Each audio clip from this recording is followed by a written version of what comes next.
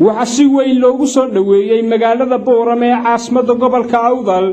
fanaanka weyn Nimcaan Cabdiraxmaan Xasan Hilaaci Hirgalay soo dhaweyntani ayaa wax ka qayb qaadanayay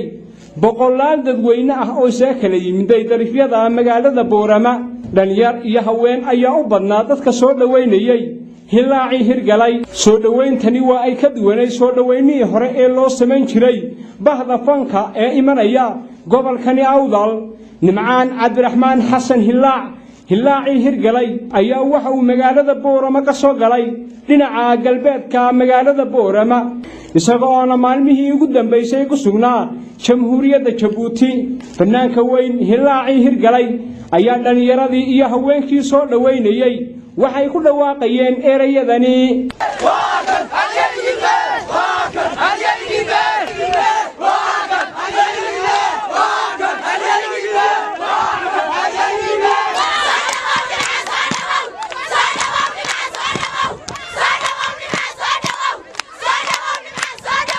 intaasi kadib waxa halkaas hadal ka soo jeediyay gudoomiyaha xaafadda Xaasleyda Suleymaan Xuseen Aadan isagoo ka warbixiyay fanaankeena qaaliga ee Nimcaan Cabdiraxmaan Xasan Hilaac oo ka soo kaxaynay xuduudda Soomaaliland iyo Jabuuti magaalada Luuyaxdan ka soo kaxaynay shalay galab aan u boqonay Ilaahay nagu suurta galiyay inaan soo galino magaalada Boorame han kana soo galino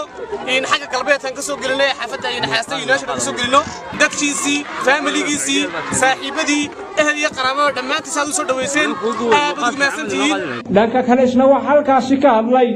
abwaanka weyn ee gobolka Awdal Cabdixakiin Qiiq oo isagu kamid ahaa abwaanadii sida weyn u soo gacan qabtay fanaan Hilaaci Hirgalay hadalku ku sii badina ma aad baan u mahadsantihiin kullay nin kastaaba waxa uu wax ku yahay waa afarta weeyaan adeer ninkii macnaha nin walba kuwa inuu tixgeliyo weeyaan waa dadkaas weeyaan tan xiriirta ku leedahay waa kuwaas weeyaan wabillahi tawfiiq gabagabadii waxa halkaas ka mahad celiyay soo dhaweynta loo sameeyay Nimcaan Cabdiraxmaan Xasan Hilaac isagoo tilmaamay runtii maanta ma qiyaas karo shucuurteeda Ilaahay baa macaan nabadqab iyo caafimaad qab dib soo celiyay waxaan boqolkiiba aad u mahad celinayaa sida quruxda badan sida balaaran ay soo dhaweyseen dadkaygii runtii ma qiyaas karo shucuurteeda dib bal soo soo dhaweyseen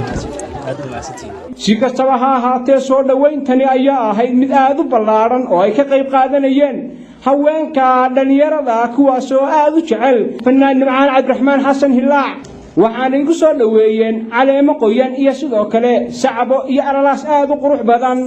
waa nuuxkadiye telefishinka caalamiga Star Boorame